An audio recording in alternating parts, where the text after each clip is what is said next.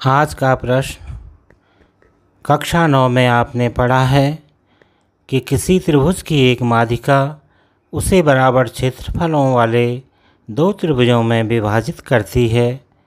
उस त्रिभुज ABC के लिए इस परिणाम का सत्यापन कीजिए जिसके शीर्ष A 4, -6, B 3, -2 और C 5, -2 हैं।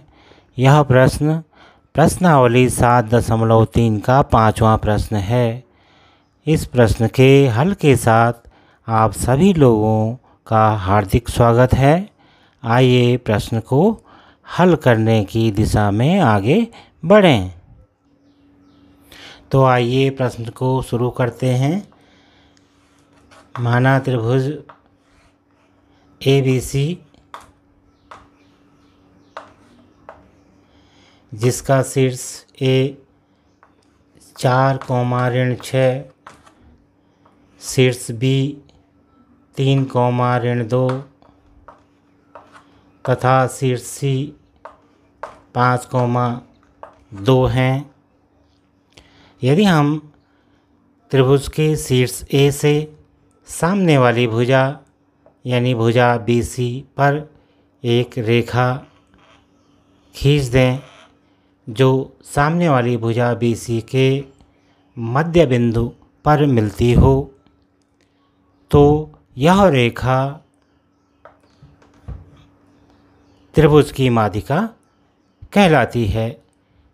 त्रिभुज के किसी शीर्ष से सामने वाली भुजा के मध्य बिंदु को मिलाने वाली रेखा त्रिभुज की माध्यिका कहलाती है। तो इस प्रश्न में हमने यह सिद्ध करना है कि त्रिभुज की माध्यिका AD इस त्रिभुज ABC को दो बराबर भागों में बांटती है। तो हम इसे इस तरह से सत्यापित कर सकते हैं कि पहले त्रिभुज ABD का क्षेत्रफल निकालें और उसके पश्चात त्रिभुज ACD का क्षेत्रफल निकालें। यदि इन दोनों त्रिभुजों का क्षेत्रफल बराबर निकलता है तो हम यह कह पाने की स्थिति में होंगे कि त्रिभुज की माध्यिका AD त्रिभुज को दो बराबर भागों में बांटती है। तो इसके लिए हमें सबसे पहले बिंदु D जो कि BC भुजा का मध्य बिंदु है के लिए निर्देशांक भुज और कोटि ज्ञात करने होंगे। तो बिंदु D के लिए निर्देशांक यानी D x, y को हमें ज्ञात करना होगा। हम जानते हैं कि बिंदु D के निर्देशांकों के भुज और कोटि के लिए हम इस सूत्र का प्रयोग करते हैं। x बराबर x1 धन x2 बटा 2 तथा कोटि y बराबर y1 प्लस y2 अपॉन 2। इस सूत्र के द्वारा हम D के निर्देशांक ज्ञात करेंगे। तो भुज x बराबर x1 यानी 3 धन x2 यानी 5 बटा 2 बराबर 8 बटा 2 बराबर 4 और बिंदु D के लिए कोटि y बराबर y1 यानी -2 धन y2 यानी 2 बटा 2 बराबर 0 बटा 2 बराबर 0। 2 का भाग 0 में 0 बार जाता है। तो dxy हमने यहाँ प्राप्त कर लिए हैं जो 4, 0 के रूप में प्राप्त हो गया है। तो यहाँ हम BC भुजा के मध्य बिंदु D के लिए निर्देशांक 4,0 के रूप में प्राप्त कर चुके हैं। अगर हम इस त्रिभुज में एडी माध्यिका के विभाजन के पश्चात बने त्रिभुजों ABD तथा ACD के क्षेत्रफल को बराबर दिखा देते हैं तो हम यह कह पाने की स्थिति में होंगे कि त्रिभुज की माध्यिका AD इस त्रिभुज को 2 बराबर भागों में बांटती है। तो इसके लिए हमें सबसे पहले त्रिभुज ABD जो कि बाएं ओर वाला त्रिभुज है का क्षेत्रफल ज्ञात करना होगा। तो सबसे पहले x1, x2, x3 का चुनाव करेंगे, y1, y2, y3 का चुनाव करेंगे और त्रिभुज के क्षेत्रफल के सूत्र में इन मानों को प्रतिस्थापित करेंगे। तो x1 का मान 4, x2 का मान 3 और x3 का मान 4। इसी तरह से y1 ऋण 6, y2 ऋण 2 और y3 0। तो त्रिभुज ABD का क्षेत्रफल त्रिभुज ABD का क्षेत्रफल ज्ञात करेंगे बराबर 1/2 x1 यानी 4 कोष्ठ y2 ऋण y3 यानी ऋण 2 ऋण 0 धन x2 यानी 3 y3 ऋण y1 यानी 0 ऋण ऋण 6 0 ऋण ऋण 6। इस तरह से और भार वाले कोष्ठों को हम मंजिला कोष्ठ के रूप में परिवर्तित कर सकते हैं।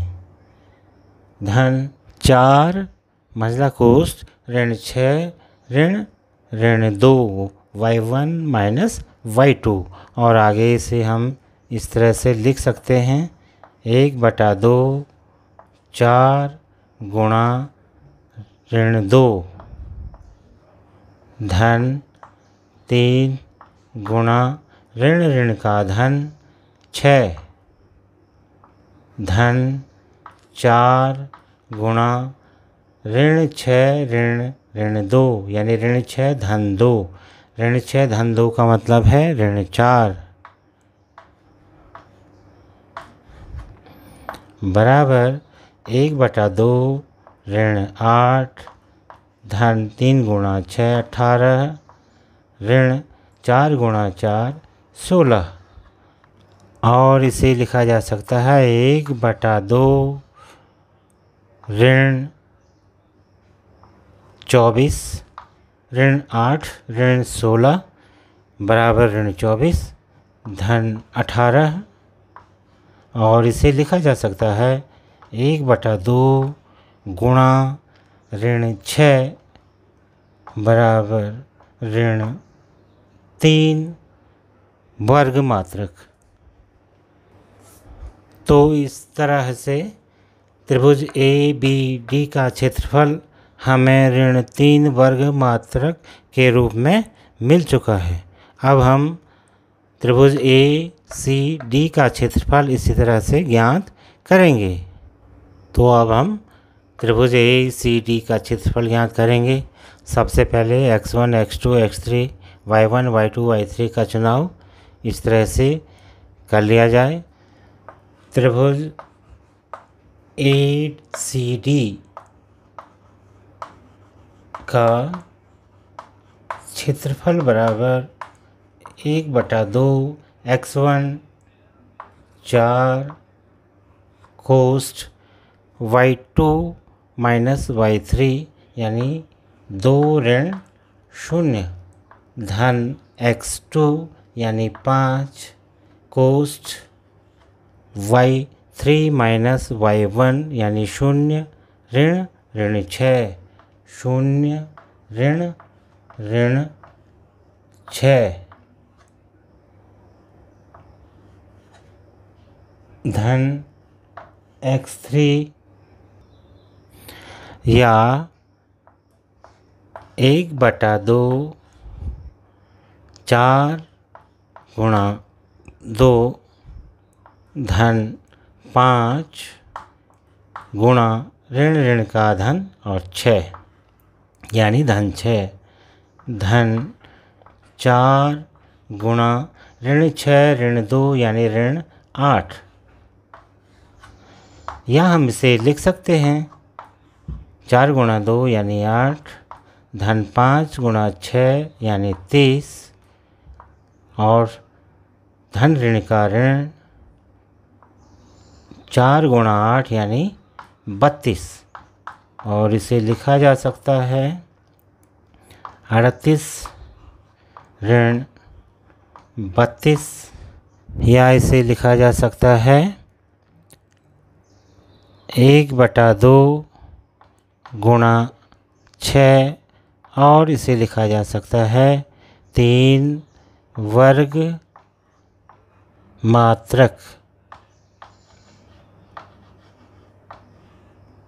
इस तरह से त्रिभुज ABD का क्षेत्रफल 3 वर्ग मात्रक तथा त्रिभुज ACD का क्षेत्रफल भी 3 वर्ग मात्रक हम प्राप्त कर चुके हैं, जो कि दोनों समान हैं, बराबर हैं। अतः यहाँ हम यह कह सकते हैं कि त्रिभुज की माध्यिका AD इस त्रिभुज ABC को 2 समान भागों में विभाजित करती है।